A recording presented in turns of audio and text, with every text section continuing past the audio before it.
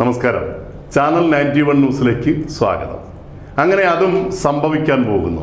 1-ാം തീയതി തുറക്കാതിരുന്ന ബാറുകളും മദ്യവിൽപ്പനശാലകളും അവധിയില്ലാതെ ഇനി തുറന്നു പ്രവർത്തിക്കും. അങ്ങനെ ഒരു നിയമം മിക്കവാറും ഉടൻ പ്രാബല്യത്തിൽ വരും. ഇതോടൊപ്പം നദികളിൽ നിന്നും മണൽ വാരുന്നതിനുള്ള അനുമതിയും ഉടൻ തന്നെ സർക്കാർ നൽകും എന്നതാണ് അറിവ്. ഇത് രണ്ടും മോശമാണോ എന്ന് ചിന്തിച്ചാൽ ആണ്, അല്ലേ എന്ന് ചിന്തിച്ചാൽ അല്ല എന്നും പറയാം. ഇടതുപക്ഷ സർക്കാർ അധികാരത്തിൽ വരുന്നതിന് മുമ്പ് നിലവിലുള്ള ബാറുകളുടെ എണ്ണം കുറയ്ക്കും എന്ന വാഗ്ദാനങ്ങളാൽ അന്തരിച്ച സിനിമാ താരങ്ങളായ KPSC ലളിതയും ഇന്നസെന്റുമൊക്കെ ഇടതുപക്ഷ ലേവലിൽ മദ്യപാനത്തിനെതിരെയും ബാറുകൾ പൂട്ടുന്നതിനെക്കുറിച്ചുമൊക്കെ പരസ്യം ചെയ്ത് ദൃശ്യമാധ്യമങ്ങളിൽ നിറഞ്ഞു നിന്നിരുന്നു. എന്നാൽ അധികാരത്തിലെത്തി ഒട്ടും താമസിയാതെ നിലവിലുണ്ടായിരുന്നതിനേക്കാൾ ഇരട്ടിയിലധികം ബാറുകൾക്ക് LDF ഗവൺമെന്റ് ലൈസൻസ് നൽകി. ഒരു കാര്യം വ്യക്തമാണ്, മദ്യപിക്കേണ്ടവർ 1-ാം തീയതി ബാറും ബിവറേജസും അടവായാലും കുടിക്കുക തന്നെ ചെയ്യും. അതൊക്കെ കൃത്യമായി സ്റ്റോക്ക് ചെയ്യാൻ അവർക്കറിയാം. അതിനൊപ്പം തന്നെ നമ്മുടെ നാട്ടിലെ വിമുക്ത ഭടന്മാരുടെ പക്കൽ ധാരാളം മദ്യമുണ്ട്. അവരിൽ നിന്ന് വാങ്ങിയും 1-ാം തീയതി എല്ലാ നാട്ടിലും പറന്ന് നടന്ന് ബ്ലാക്കിൽ മദ്യം വിൽക്കുന്ന കച്ചവട സുഹൃത്തുക്കളിൽ നിന്നും തീവില കൊടുത്തായാലും മദ്യപാനികൾ അത് വാങ്ങുക തന്നെ ചെയ്യും.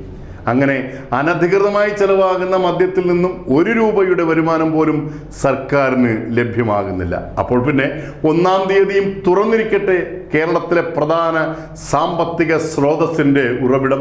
ഒരു ദിവസത്തെ മദ്യവിൽപ്പന കോടികൾക്ക് മുകളിലാണ്. അപ്പോൾ നിലവിൽ സർക്കാരിനുണ്ടാകുന്ന നഷ്ടത്തിനും ഇതൊരു പരിഹാരമാകും. 1-ാം തീയതി മദ്യം ലഭിക്കാത്തത് കൊണ്ട് കൂടുതലായി ബാധിക്കുന്നത് ടൂറിസം മേഖലയാണ്. വിദേശ ടൂറിസ്റ്റുകൾക്ക് മിക്കവാറും അറിയില്ല ഈ മദ്യ അവധി. എൻജോയ് ചെയ്യാൻ വരുന്നവർക്ക് മദ്യം ലഭിക്കാതെ വരുമ്പോൾ ഉണ്ടാകുന്ന മാനസിക ബുദ്ധിമുട്ടുകൾ എന്തായാലും നമ്മുടെ സർക്കാർ മനസ്സിലാക്കി. അടുത്ത ഒരു ചെറു വിഷയം കൂടി പറഞ്ഞ് അവസാനിപ്പിക്കാം. നദികളിൽ നിന്നും മണൽ വാരുവാനുള്ള അനുവാദം നൽകാൻ മിക്കവാറും സർക്കാർ തീരുമാനിക്കും. ഒരു കണക്കിന് നല്ലത് തന്നെയാണ്. പക്ഷേ കൃത്യമായ മാനദണ്ഡങ്ങളും നിയമങ്ങളും ഉണ്ടാകണമെന്ന് മാത്രം. നദികളിൽ കൂന കൂടിയിട്ടുള്ള മണൽ വാരി മാറ്റുമ്പോഴാണ് ജലമൊഴുക്കിന് കൃത്യത ഉണ്ടാകുന്നത്. നദികളിലെ പല കുഴികളിലും മണൽ നിറയാറുണ്ട്. ഇതൊക്കെ കൃത്യമായി വാരി മാറ്റിയാൽ ഒഴുക്ക് സുഗമമാകും. മണൽ വാരാതിരിക്കുന്നത് കൊണ്ട് നദിയുടെ ആഴം കുറയുന്നു.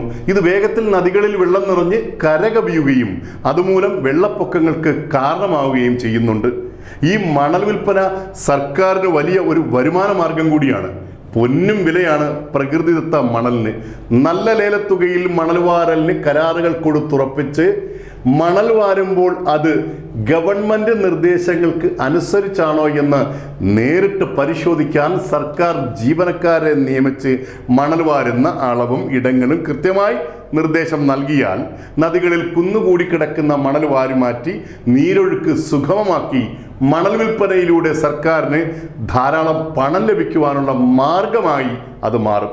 ഗവൺമെന്റിന്റെ ഏത് പ്രവർത്തനങ്ങളെയും ശരിയെന്നോ തെറ്റെന്നോ നോക്കാതെ കണ്ണടച്ചെതിർക്കുന്ന പ്രതിപക്ഷവും പ്രകൃതി സ്നേഹികളും സമരാഹ്വാനങ്ങൾ നൽകി കൊടിപിടിച്ച് ഇറങ്ങാതിരുന്നാൽ ശുഭകരം. News desk channel 91.